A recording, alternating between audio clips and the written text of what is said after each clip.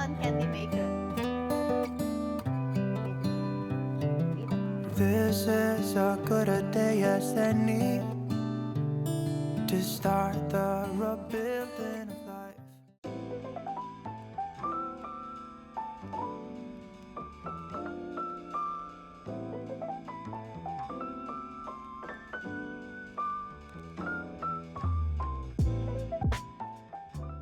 Hello guys! Good afternoon! It's a nice day today. Ayan, nandito kami sa my school ni Sia. Inaantay namin siya palabas. And then pupunta kami sa Smith Toys para tumingin ng crib ni baby. Yung ano lang, travel coat. Ayan guys, ang ganda ng araw today and tomorrow. Ulan na naman, so sulitin na natin. Ayan, nandito na kami sa Smith Toys. Ayan, si Ethan, si Zia, and of course, me. Let's go. Are we going there for Ethan? Let's go! Yeah. Okay. Ano ba ito? Kailangan ano pala? Di ba, babe, ganyan sa sa Pilipinas yung sa may peryahan? Di ba may Oo. ganyan? Oo, may Mali. ganito. Or sa sa Piat. Sa Piat ba? Yung may Oo. ganyan binibili. Lalo na pag pista. Yeah. Lang kayo, hindi yun. Baka nasira mo. Makita Just do that. dinosaur.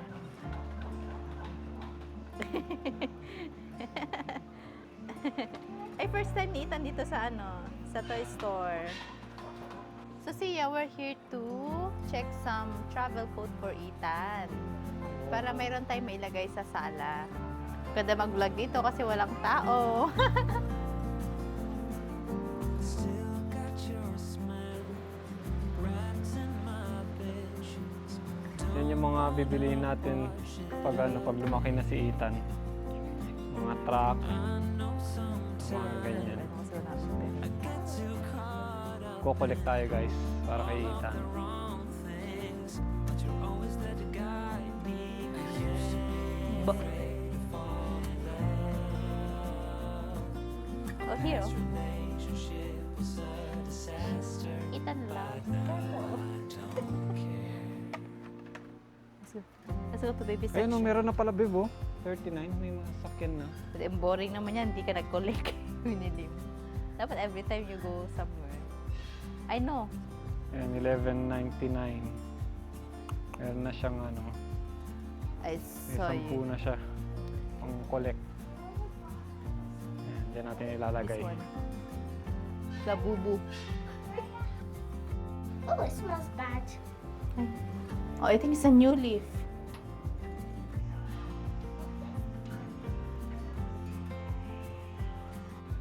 Pwede nga, no? Changing. Ayan, nandito na kami sa taas. Hindi, hinahanap ko kasi. Yung meron dito sa gitna din kasi bata pa siya. Tapos binababa na kapag malaki na siya. Hindi pa, pwede yata eh. Ha? Pwede yata. Pwede yun. Ayan, no? Naiaan siya. Naiaangat siya. Kaya meron siyang ano. Para at least nakahiga muna siya kasi hindi pa niya naman siya. Pwede yan. Kasi meron siyang ganito. Tapos yan siguro yan. I think so. I don't know. Dito check Ah, yan, ilalagay mo siya dito. Ha? Dito sa Zipper? zipper. Ah, okay. Hmm. Wala na Zipper ibang siya. ano. Tapos ganyan Dalawa siya lang.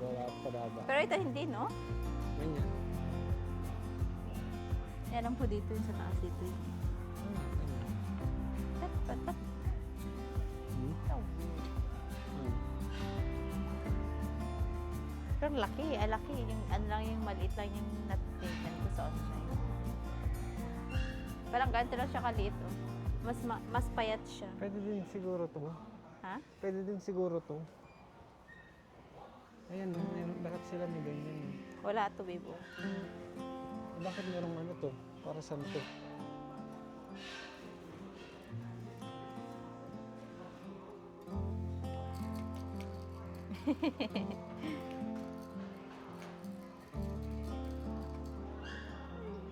So, nag-decide kami na ganito na lang yung bibilhin namin instead of another travel coat na crib.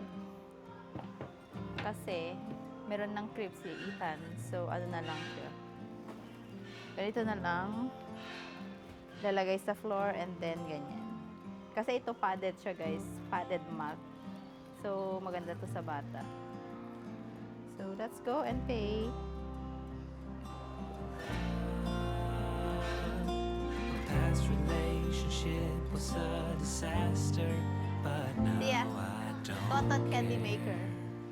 'Cause you took my scars, bruises and broken heart, numbed all the pain. Yun, tapos na rin kami and pauwi na.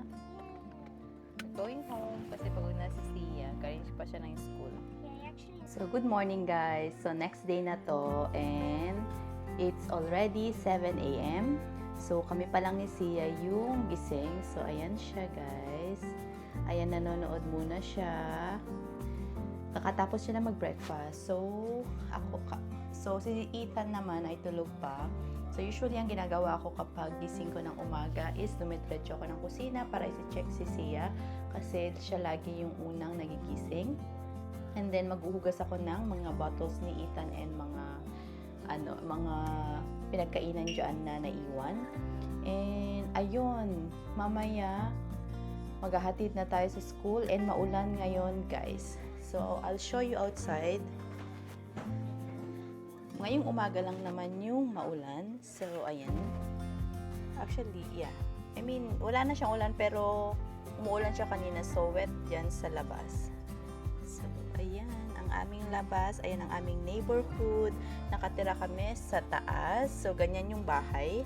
Guys. Ganyan. Sa taas kami nakatira and meron nakatira sa baba. So, ganyan yung mga bahay dito sa London. Meron ding bahay na detached, yung up and down na bahay and kayo lang yung nakatira doon, ganon. So, ayan.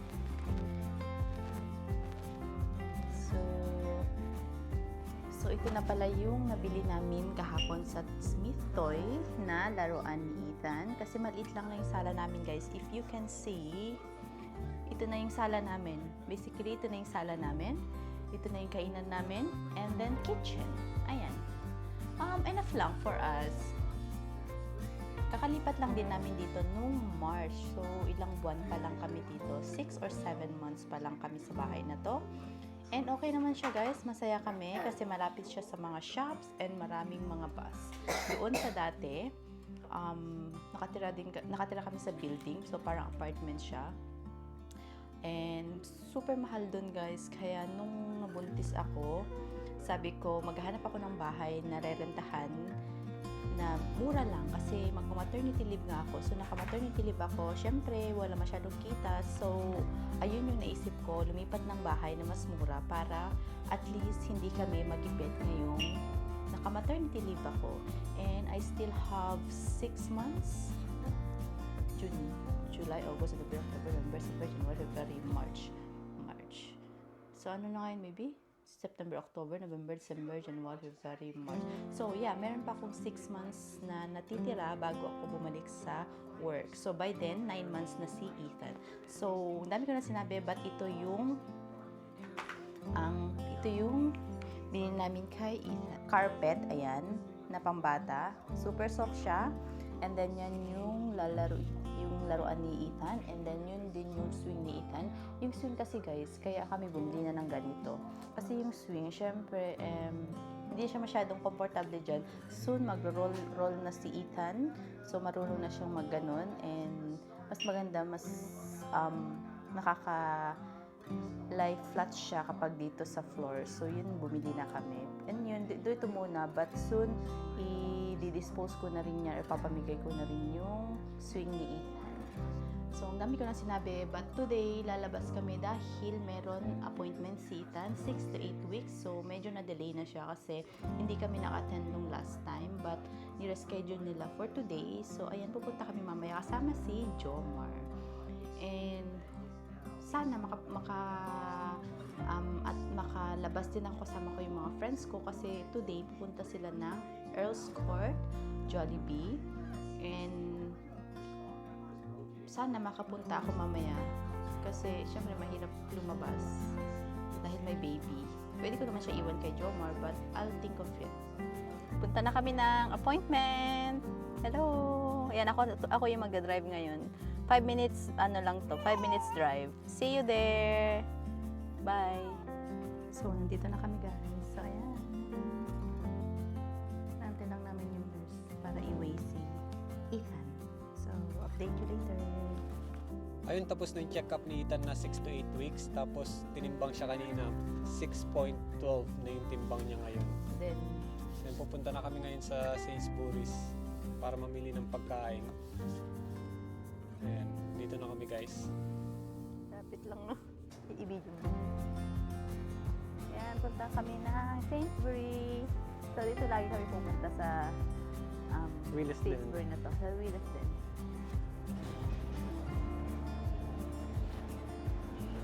Actually, I don't like it. So guys, itong hawak ko na to, pang-scan to ng mga binili mo. Para hindi mo na kailangang i-scan sa sa till, magbabayad ka na agad-agad. Dito natatrack mo din yung spending mo at saka yung mga pinamili mo. So ang ganda-ganda nito. Very nice for yung mga may baby para hindi ka na paulit-ulit na mag-scan pa. So yan.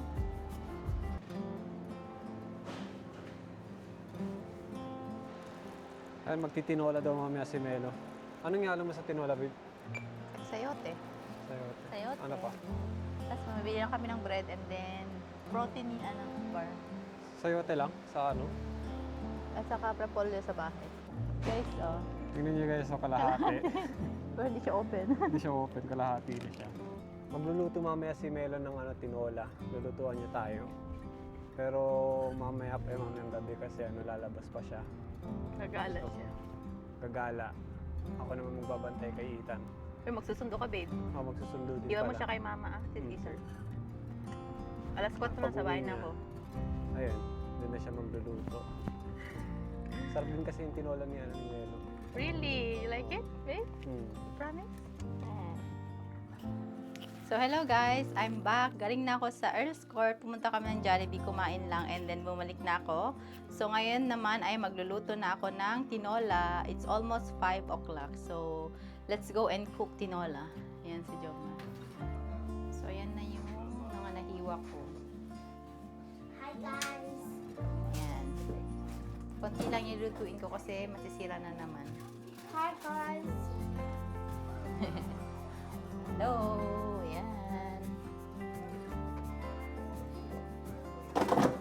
Di ba pala mainit yung I'm eating yum burger from Jollibee.